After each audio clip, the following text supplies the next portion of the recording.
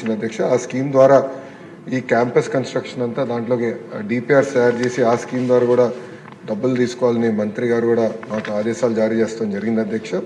So మేము దాని కింద ఏ క్యాంపస్లో అయితే పిల్లలు చదువుతున్నారో అదే క్యాంపస్లో ఆ కోర్స్ మొదలుపెట్టి పూర్తి చేసే బాధ్యత మేము తీసుకొస్తాం అధ్యక్ష. సో దానికి కావాల్సిన నిధులు కేటాయించి ఆ పనులను కూడా పూర్తి చేస్తాం అధ్యక్ష. ఇప్పుడే మేడం గారు అడిగారు, పుట్టపర్తిలో కూడా క్యాంపస్ ఏర్పాటు చేస్తే బాగుంటుందని మేడం గారు కోరారు అధ్యక్ష. అది మేము సెపరేట్గా డిస్కస్ చేసి గౌరవ ముఖ్యమంత్రి గారి దృష్టికి తీసుకెళ్తాం. క్వశ్చన్ నెంబర్ 1166 అండి, బస్తుల బలరామకృష్ణ గారు. అధ్యక్ష, మొదటి ప్రశ్నకి సమాధానం లేదండి, రెండో ప్రశ్నకి సమాధానం లేదండి, మూడో ప్రశ్నకి సమాధానం ఈ ప్రశ్న ఉత్పన్నం కాదు. ఎమ్మెల్యే గారు. అధ్యక్ష ధన్యవాదాలు అధ్యక్ష. ఇక్కడ మనకి నన్నయ్య యూనివర్సిటీ అనేది చాలా ప్రెస్టీజియస్ యూనివర్సిటీ అధ్యక్ష. 400 పైగా ఎఫిలేటెడ్ కాలేజెస్ ఉన్న ఏకైక యూనివర్సిటీ అధ్యక్ష. అక్కడ ఏదైతే మనకి ఈ కళాశాలలు ఎఫిలేటెడ్ కళాశాలలు ఉన్నాయో దానికి ఏ విధమైన ఇన్ఫ్రాస్ట్రక్చర్ లేకుండా, కావలసినటువంటి సిబ్బంది కూడా లేకుండా వాళ్ళందరికీ కూడా ముడుపులు తీసుకుని అక్కడ వాళ్ళ పర్మిషన్ ఇచ్చినట్లుగా చాలా కంప్లైంట్లు ఉన్నాయి అధ్యక్ష. గత ప్రభుత్వ హయాంలో అయితే మితిమీరినటువంటి అక్రమాలు కూడా జరిగినాయి అధ్యక్ష. అక్కడ ఏ విధమైన ఇన్ఫ్రాస్ట్రక్చర్ ఉండదు, అధ్యాపకులు ఉండరు. ఒకే అధ్యాపకుడు 5-6 కాలేజీల్లో కూడా వర్క్ చేస్తున్నట్టుగా కూడా చూపించి వాళ్ళ పర్మిషన్ ఇస్తారు అధ్యక్ష. అందులో యూనివర్సిటీ అధికారులు కూడా కుమ్మక్కయ్యే ఇంత అన్యాయాన్ని పెద్ద ఎత్తున విద్యార్థులందరికీ కూడా అన్యాయం చేస్తున్నారు అధ్యక్ష. మన మంత్రి గారు ఏదైతే అన్ని ప్రక్షాళన చేస్తూ విద్యా వ్యవస్థలో కూడా అద్భుతమైన పెనుమార్పులు తీసుకొస్తూ ఉన్న సమయంలో కూడా ఇప్పుడు ప్రస్తుతం కూడా ఇదే అక్రమాలు జరగడం చాలా దారుణమైన పరిస్థితి దారితీస్తుంది అధ్యక్ష. అంతేకాకుండా అక్కడ చూస్తే ఏ విధమైన ఇన్ఫ్రాస్ట్రక్చర్ ఉండదు అధ్యక్ష. ఒక్క పర్మిషన్ ఇవ్వడానికి చెక్ చేయడానికి వెళ్ళిన అధికారులకు మాత్రం అప్పుడు టెంపరీ బోర్డులో ఏదో సినిమా సెట్టింగ్లా చేసి పర్మిషన్ తీసుకుని ఆ తర్వాత మొత్తం క్లోజ్ చేసి వెళ్ళిపోతారు అధ్యక్ష. యూనివర్సిటీ అధికారులు కూడా అందులో కుమ్మక్కాయ చేయడం అనేది చాలా దారుణం అధ్యక్ష.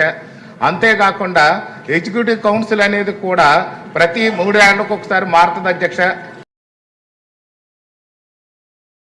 గ్రామాల్లోని కలకల్లాడుతున్నాయి అధ్యక్ష. ముఖ్యంగా పండగలకి గ్రామాలకు వచ్చిన ఎంతో మంది ప్రజలు కూటమి ప్రభుత్వంలోని ఈ గ్రామాలు అభివృద్ధిని చాలా స్పష్టంగా చూస్తున్నారు అధ్యక్ష. అయితే ఈ ఎన్ఆర్జీఎస్ నిధుల బిల్లుల చెల్లింపుల్లో మొదట చాలా ఫాస్ట్గా ఉన్నాయి, ఇప్పుడు కాస్త జాప్యం జరుగుతుంది అధ్యక్ష. ఎంతో మంది, ఎందుకంటే రేపు ఉదయం భవిష్యత్తులో కూడా పల్లెల్లో అభివృద్ధి జరగాలంటే ఎన్ఆర్జీఎస్ నిధుల మీద ఆధారపడి ఉన్న అధ్యక్ష. ఆ నిధుల బిల్లులు పెండింగ్లో ఉన్న సందర్భంగా ఇప్పుడు అసెంబ్లీలో వాటి గురించి ముఖ్యంగా ఆ పెండింగ్లో ఉన్న ప్రజలందరి తరఫు నుంచి కూడా ఈ సమస్యని అసెంబ్లీలోని సదరు మంత్రి గారికి విన్నవించాలని ఒక అభ్యర్థన వచ్చింది అధ్యక్ష. దయచేసి ఎన్ఆర్జీఎస్ నిధుల బిల్లుల తాలూకా చెల్లింపులు త్వరలో జరగాలని మీ ద్వారా సదరు మంత్రి గారికి విజ్ఞప్తి చేస్తున్నాను అధ్యక్ష. ధన్యవాదాలు అధ్యక్ష. చాలా ఇంపార్టెంట్ ఇష్యూ శిరీష్ గారు ఇది, ఎందుకంటే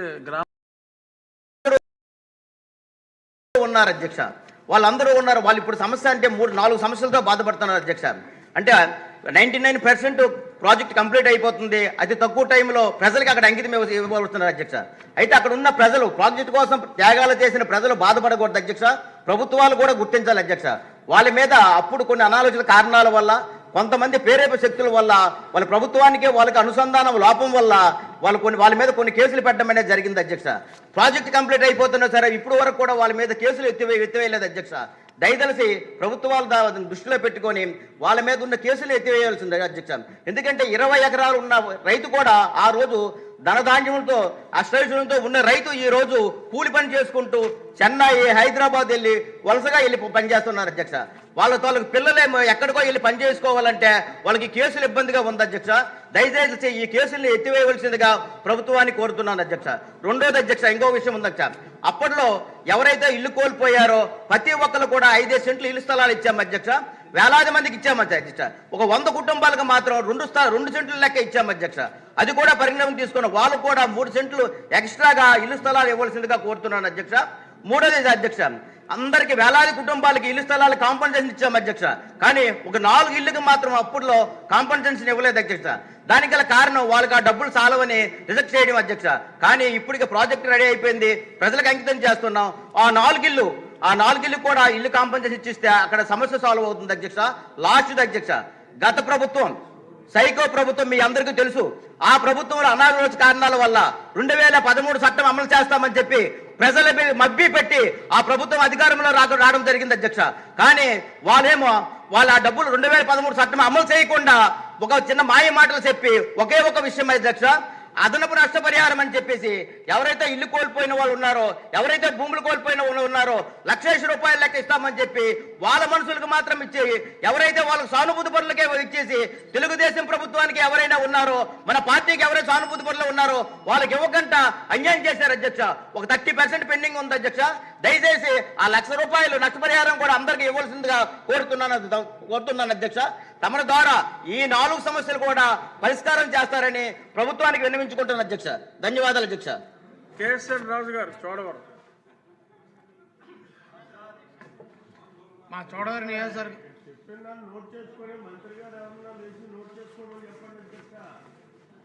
ఆఫీసర్స్ నోట్ చేసుకుంటున్నారు. నిన్న మీటింగ్లో చెప్పాం,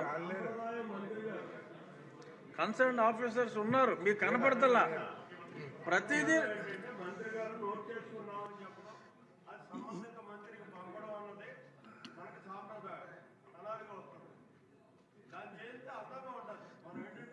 నెహ్రూ గారు 0 అవర్లో ఎవరు దేని గురించి మాట్లాడతారో ముందు ఉండదు కాబట్టి అధికారులు జనరల్గా ఒక నోడల్ ఆఫీసర్ని పెట్టాం.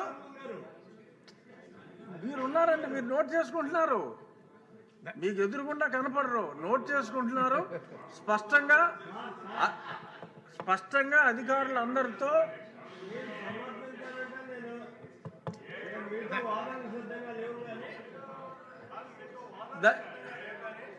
నేను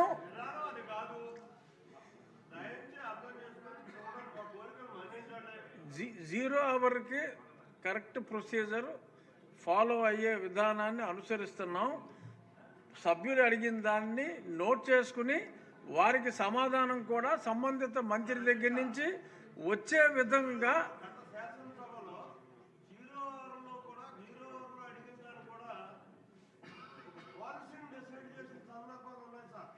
అదేనండి, ఆ పాలసీని మొన్న స్పీకర్ గారు మేము అధికారులు అందరితో కూర్చొని నిర్ణయించడం జరిగింది. కాబట్టి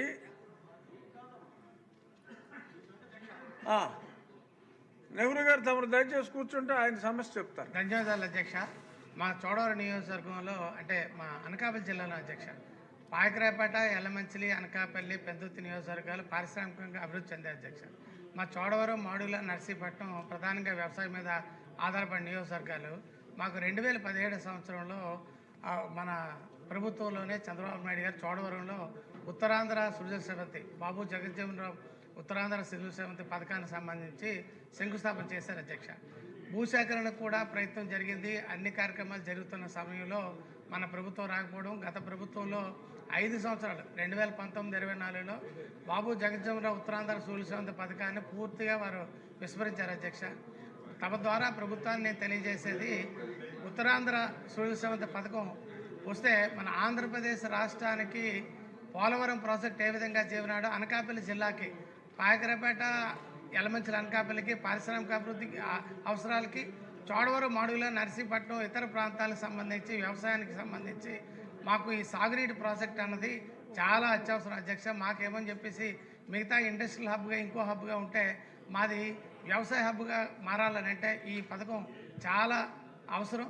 మాకు తాండవ, ఏటుకొప్పాక, చోడవరం, తుప్పాల సోర్ ఫ్యాక్టరీలు కూడా మళ్ళీ తిరిగి ప్రారంభం అయ్యి ఏ మొక్కజొన్న ఏదైనా వేసి ఆల్టర్నేటివ్ పంటలకు వెళ్ళాలన్నా తమకు తెలుసు. మీరు వెస్ట్ గోదావరి నుంచి మీకు సాగునీటికి సంబంధించి బ్రహ్మాండంగా రిజర్వాయర్లు ఉన్నాయి, నీళ్ళు వస్తున్నాయి, గోదావరి జలాలు వస్తాయి. కాబట్టి 3 పంటలు పండి సస్యశ్యామలంగా ఉన్నాయి. మా ప్రాంతం కూడా ఆ విధంగా 3 పంటలు పండాలంటే బాబు జగజ్జీవనరావు ఉత్తరాంధ్ర సృజన సేవంతి పథకం అన్నది మనం సంకల్పించింది. అది కూడా ముఖ్యమంత్రి గారు మాట ఇచ్చారు. ఈ బడ్జెట్లో తమ ద్వారా నేను కోరేది phase 1, phase 2, phase 3, phase 4 Srikakulam వరకు ఉన్నది సార్ ఈ పథకం. phase 1 మన విశాఖపట్నం జిల్లాలో అనకాపల్లి మా నియోజకవర్గంలో రిజర్వ్